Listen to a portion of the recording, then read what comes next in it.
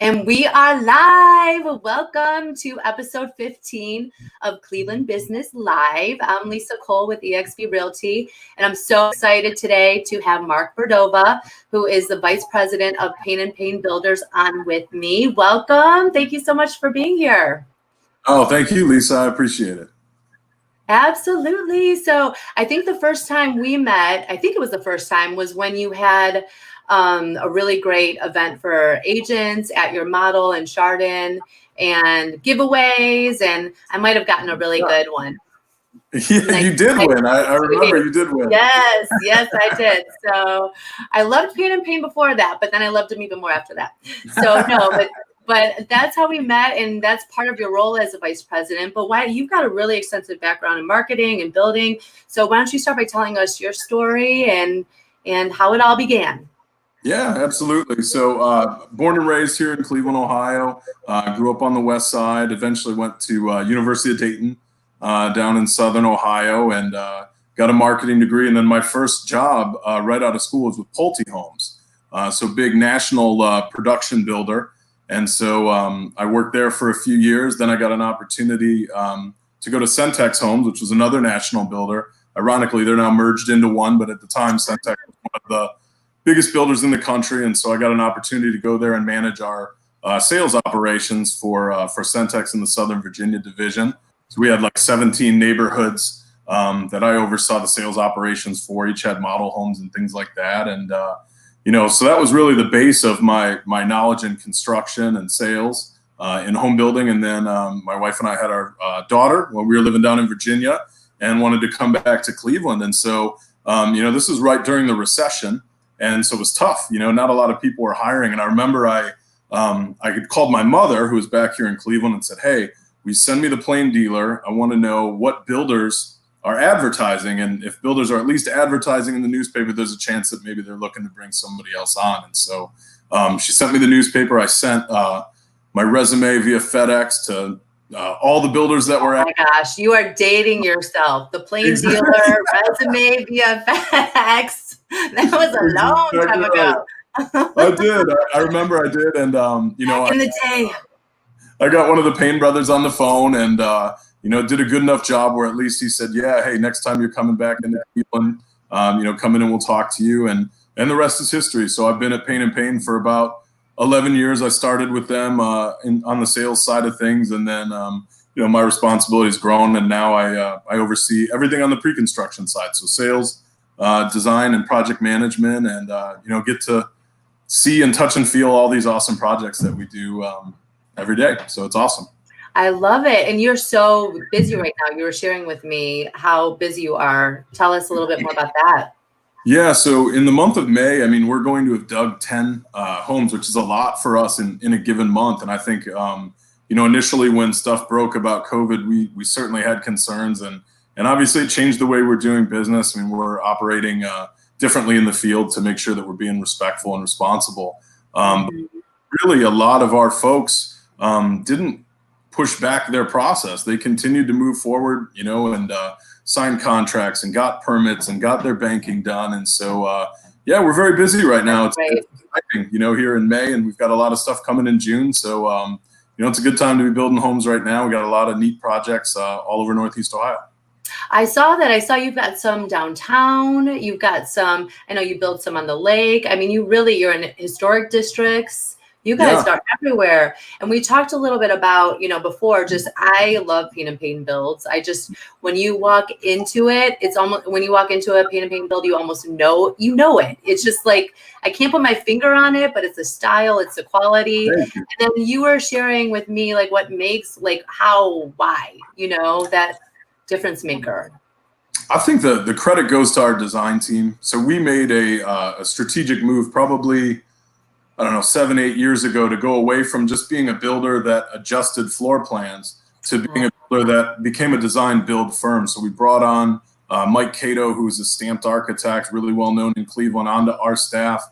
We brought on certified interior designers that are drawing things in 3D for our clients, and really took it to the next level. So I think that, to me, I always look for those subtle things, kind of the proportions of things, the textures in a space. And those are things I think our design team does really well. And I'm glad to hear that you can see the difference. It's a difference maker. I mean, it really is. And I love it. I love the whole team you have. And a lot of builders don't have the model. It's just, not in the budget, unfortunately, for a lot of people. But you do. You have a number of them. Tell us where they all are if people want to go in and just experience it, and see it.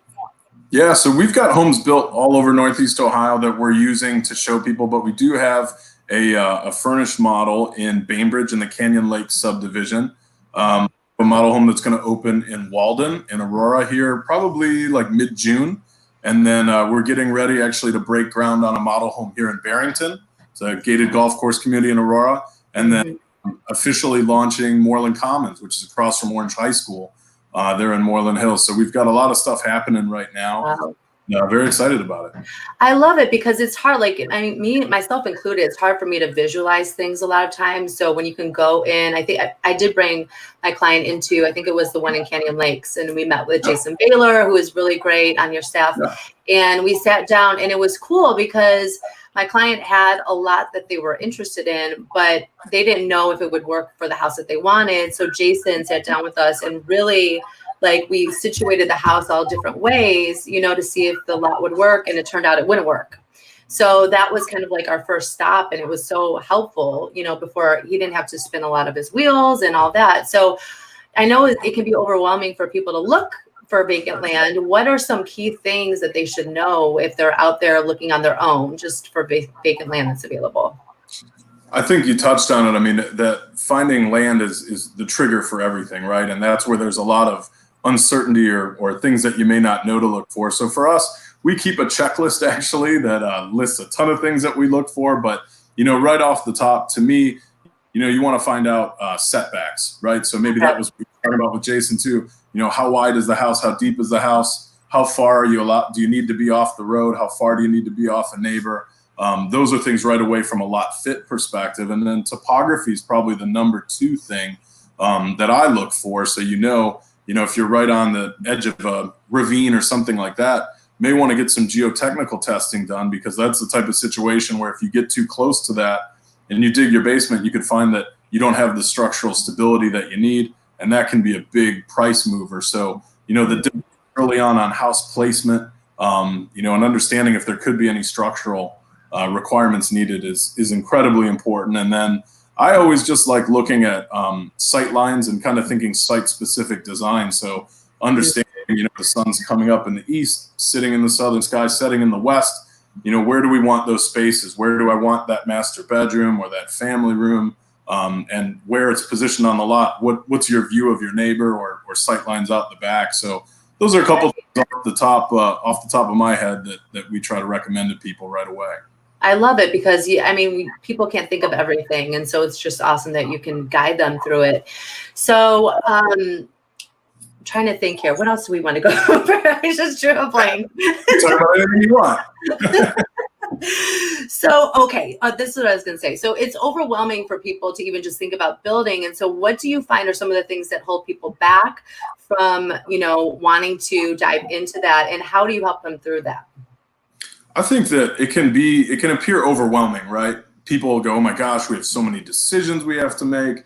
People are nervous that there may be cost surprises and things like that. And so those are probably some of the variables that we hear from people, because a lot of times when I would meet with someone, I'd ask them, hey, what are your biggest fears in going about this process? Because if they are realistic things that we can't address, let's talk about that up front.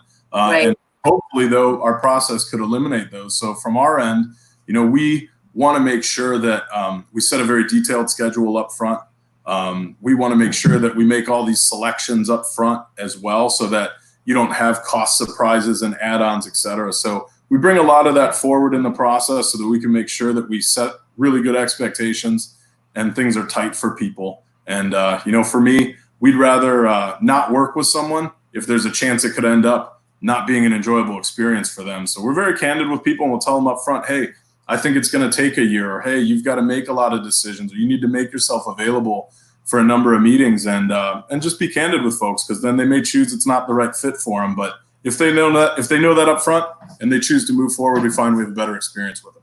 I love it. So the first step, if somebody's thinking about it, they would contact you, right? And what would be the best way for them? I believe I put your contact information in the comments, the 226 number, and then your email.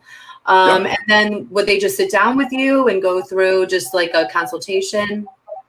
Yeah, we would start with that. And during this time, we're doing a lot of stuff over the computer. Some people aren't comfortable meeting yet. So we'll do a meeting like you and I are, and we can share screens. You know, I like to recommend to people too, to work with a professional agent like yourself. That helps them know.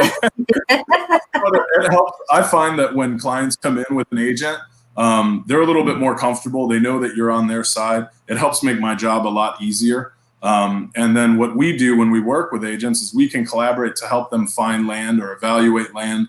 Some of the discussions that we were having up front. So it can start with a conversation, you know, on the computer or in person to talk about, you know, where they want to live, comfortable investment range, timing, things like that. And then, you know, we'll collaborate to help them find or evaluate land and then eventually get into the design process. But it just starts with conversation just like this. And there's no cheesy sales presentation about what you want to talk about. You know, there's through some flip book presentation or no, something. Everybody is so great with Payne and Payne, everybody that we've worked with so far. So thank you so much for coming on today. Before I let you go, there's no we. Okay. I've got a couple rapid fire, just fun questions. Okay. One of my favorites, if you could quarantine with any famous person, who would it be? Oh, wow. That's a good and you can tell you didn't prep me with any of these. No. You know what? I always was a Shaquille O'Neal fan. I think living with Shaq was a funny guy. We play basketball together. I think living with Shaq would be fun. Oh my gosh. Do you have the ceilings high enough? Are your ceilings high enough? Well, on the first floor we do. We got 10-foot ceilings on the first floor, so he'd be all right.